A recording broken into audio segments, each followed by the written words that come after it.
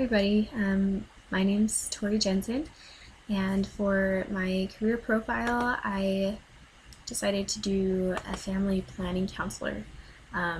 Mostly this caught my interest because I'm getting married actually in like 4 days this week, and so we've been talking about different types of, birth control and just planning our family, and so something that I'm kind of interested in right now in this particular field, and it relates to what we're studying with this class.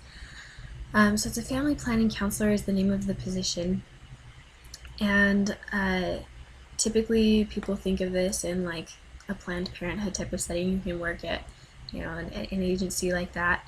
The one that stuck out to me more was like at a health clinic, where, it's just a community health clinic that offers family counseling and family planning counseling, which is what I would prefer. So that's what I was mostly looking at. I gave a couple of just like community health centers as examples. I like this because the work environment is more, I don't know, it's a health clinic, so it's clean and it's clear cut, and you know what you're going to do, and I like that environment. Typically you're going to be working 8-hour shifts Monday through Friday. Occasionally you might have to work like Saturday mornings. A lot of them mentioned occasional overtime just because of what your clients might be doing. But I think it's pretty family friendly because you just work, Monday through Friday, just, regular 9 to 5 job. But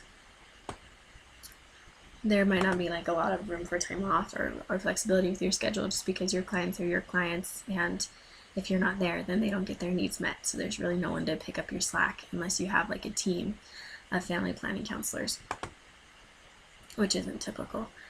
Some of the stressful things about this job is you're working with a lot of different kinds of people. Some of them are in really stressful life situations, like someone might come in that just, some teenager might come in that just had unprotected sex and is really worried and needs to know what's going on. Other times, maybe not. The clients might not be so stressed out, but it's still a really sensitive subject, and people have opinions on it. I know that I'm really opinionated about it, so I don't know if this would actually be a really great job for me because I would just want to force my opinion on people. But yeah, that's one of the stressors, is they might disagree with your opinion. They might be offended just because it's sensitive for them. It's difficult emotionally. And then you'll have to be preparing trainings and presentations all the time while dealing with your clients. So there's kind of an extra added amount of stress there.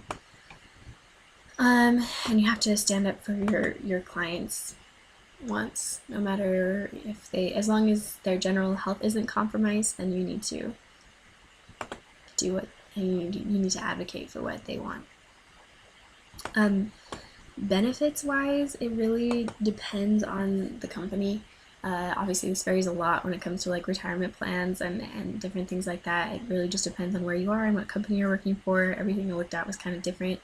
But typically, if you're working for a health clinic, you have pretty good healthcare coverage just because it's a healthcare company, they're a provider, so they're pretty good about that. So that's a benefit. Another couple things is it's really consistent. You show up every day, you do what you're supposed to do,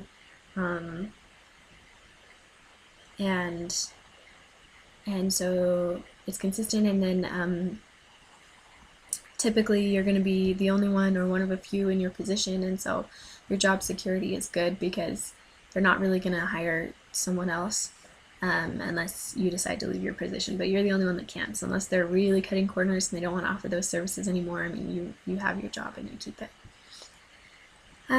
Things that you do, I mean, you pretty much already know. You provide education and counseling on reproductive health issues, so people that come in. And then you would also develop intervention plans and educate people on different contraceptive options. Also, you would need to know about different human service community agencies like Planned Parenthood and be able to refer your clients and kind of advocate with them back and forth with those agencies. Because mainly you'd be an advocate for that because you are managing all their clinical charts, and so you have to also be able to do that and make sure that you keep detailed patient records, and are able to discuss those with those agencies if you need to. And then, like I said, you would be part of educating the community and also the clientele about family service. Sorry, what are we, like family life education, especially on like sexuality and reproduction and just different things that go along with that. You would need to do presentations and make sure that you're participating in that. So the ones that I looked at, I know it's technically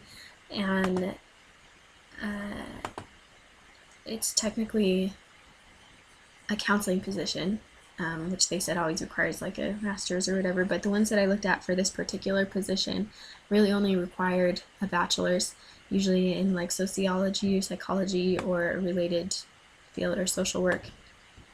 Not sociology, social work, psychology, or some other related field, which obviously marriage and family studies would work here. And then usually they wanted like a year or two of experience in the field and related, like human service experience, which you could intern at Planned Parenthood or whatever.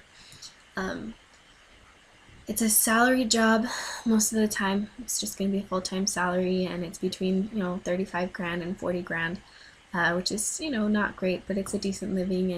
And one of the downsides to that is just that you're not really going to get a promotion. This is your position, and you stick to your position, and your pay doesn't necessarily go up. I guess it kind of depends on your company, but that's kind of what you're looking at with that. Yep, and that's basically it. Thanks.